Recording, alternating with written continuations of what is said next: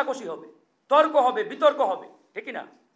এখন আপনি যদি শ্রমিকদেরও নেতা হন, মালিকেরও নেতা হন, তাহলে এই বার্গেনিং করা জায়গাটা কোথায় থাকলো? শ্রমিকের মাথায় গিয়ে হাত বোলায়, টেনশন করিস না, আমি তো তোর পক্ষে, তোর লোক। আবার মালিকদের গিয়ে বলে, ভাই আমরা তো আমরাই, বুঝছেন নি কারবার? তো এটা হচ্ছে বিগত 15 বছরের আমল নামা। বিগত হাসিনার আমলে এটাই হয়েছে, যারাই মালিক তারাই শ্রমিক, তারাই যাত্রী। তো এখন এই অবস্থাটা আমরা এই বিপ্লব পরবর্তী সময়ে চলতে দেব কিনা, এই সিদ্ধান্তটা আমাদের নিতে হবে। একবারই আমার হিসাব ক্লিয়ার, কথা পরিষ্কার, যে আমরা যদি মনে করি যে বিগত 15 বছর যেভাবে হাসিনার আমলে চলেছে, চালিয়েছে, ঠিক একই কায়দায় আমরা এখনো চলতে দেব বা চালাবো, তাহলে আমাদের বক্তব্যের কিছু নাই ভাই। আর যদি মনে করে থাকেন না পরিবর্তন আনতে হবে, সেটা যেই হোক, আজকে বিএনপি ক্ষমতায় আসলে আমাদের কোনো আপত্তি আছে? বিএনপি দেশটাকে ভালোভাবে চালাক, সুন্দরভাবে চালাক। আমরা চাই বিএনপি যাতে শাহজাহান খান হয়ে ওঠে না ওঠে, জনগণের পক্ষে কথা বলে, আলহামদুলিল্লাহ, ওয়েলকাম, ঠিক না? এই জন্যই কিন্তু আমরা কথা বলছি। আমাদের সলিড কথা, সত্যের পক্ষের কথা, কোনো দলের বিরুদ্ধে না ভাই, আমরা জনগণের পক্ষে কথা বলি। এই জন্য আমরা বিএনপির সাথে আমাদের নিয়মিত মিটিং হয়, বৈঠক হয়, অন্যান্য দলগুলোর সাথেও মিটিং হয়। এই যে জাতীয় ঐক্যমত্য কমিশনে প্রায় 1 মাস ধরে আলোচনা, এখন বাস্তবায়ন নিয়ে আলোচনা শুরু হয়েছে আমাদের, সেখানে আমরা যাচ্ছি, কথা বলতেছি। সব দল যে একমত হবে সব বিষয়ে, এটা কিন্তু ভাববার কোনো কারণ নেই, তাহলে তার গণতন্ত্র থাকবে না, রাজতন্ত্রের মতো হয়ে গেল। আমরা তো ডেমোক্রেসিতে বিশ্বাস করি নাকি? গণতন্ত্রের সৌন্দর্যটা হচ্ছে বহুমত বহুপথ থাকবেই, কিন্তু আপনাকে সেই বহুমত বহুপথকে শ্রদ্ধা করতে হবে, সম্মান করতে হবে, যদি সেটা আপনার বিপক্ষেও যায়।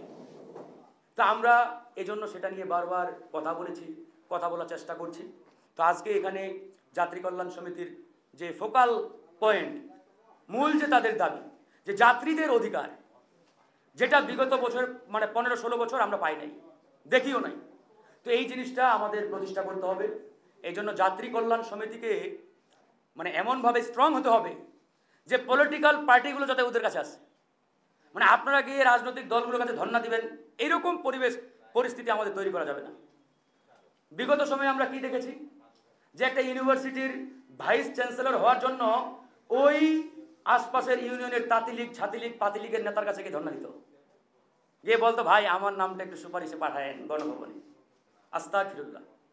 এইরকম একটা অবস্থা বিগত সময়ে ছিল, যে একটা তাঁতিলীগের নেতার সমর্থন নিয়ে ইউনিভার্সিটির ভাইস চ্যান্সেলর পর্যন্ত হওয়ার চেষ্টা করেছে, হয়েছে না? তো ওই মানে শিক্ষক যদি ইউনিভার্সিটির ভাইস চ্যান্সেলর হয়, ও তো আগে পাতিলীগের ছাতিলীগের নেতার আগে মানে কাজ বাস্তবায়ন করবে, ছাত্রদের কল্যাণ কি করবে? তো এই জন্য বলছি, আগামীতে একটি ফ্রি অ্যান্ড ফেয়ার নির্বাচনের মাধ্যমে যারাই ক্ষমতায় আসুক, যারাই যোগাযোগ মন্ত্রীর চেয়ারে বসবে, তাদেরকে এই জিনিসটা মাথায় রাখতে হবে যে আমরা জনগণের কল্যাণে আমাদের কাজ করতে হবে। ওই যোগাযোগ মন্ত্রী যাতে এই যাত্রী কল্যাণ সমিতিকে ডেকে নিয়ে ওনাদের কথা শুনে, যে আপনাদের বক্তব্য কি, আপনাদের দাবি দেওয়া কি, আপনাদের লক্ষ্য উদ্দেশ্য কি চান, মানে এই সমিতিকে যাতে ওনাদের কাছে গিয়ে ধর্ণা দিতে না হয়। আমরা এরকম একটা রাজনীতি চাই। চেয়ারে বসলেই নিজেকে আমেরিকার প্রেসিডেন্ট ভাববার কোনো কারণ নেই। আর আমার এটাও ভাবতে হবে, আমরা যারা রাজনীতি করি, আমাদের তো দীর্ঘ 15-16 বছর একটা লড়াই সংগ্রামের ইতিহাস আছে। আমরা অসংখ্যবার জেলে গেছি, রিমান্ডে গেছি।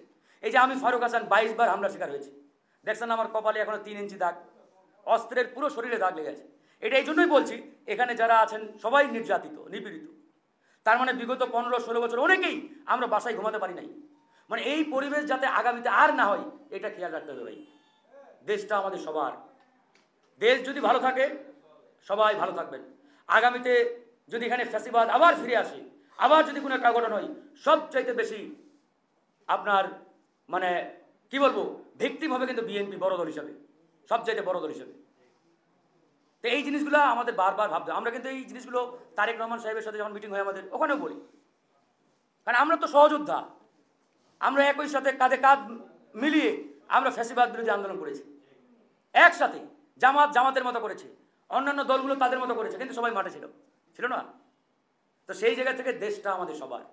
আমি ফারুক হাসান কিছুই না, দেশ ভালো থাকলে আমিও থাকবো, না থাকলে ওই আমাকে কারাগারে নিয়ে পেটাবি।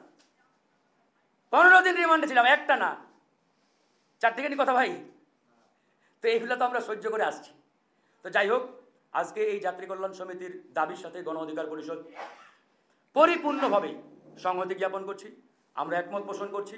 আমরা চাই এই প্রতিষ্ঠানটি, এই সংগঠনটি দুর্বার গতিতে এগিয়ে যাক, সঠিক, সৎ এবং ন্যায় সঙ্গত পন্থায়। তাদের যে কোনো ন্যায়সঙ্গত দাবির সাথে আমরা সবসময় একমত থাকব, একমত পোষণ করব। ওনারা ডাকলে আমরা আসব। তবে ওনাদেরকে সবসময় মনে রাখতে হবে, যাত্রীদের অধিকার আদায় আমাদের কাজ, যাত্রীদের কল্যাণে আমাদের কাজ। এই জিনিসটা যদি ওরা ফোকাসে রেখে কাজ করে, আমি বিশ্বাস করি আগামীতে এই সংগঠনটি যাত্রীদের অধিকার আদায়ে একটা বড় ধরনের ভূমিকা রাখবে।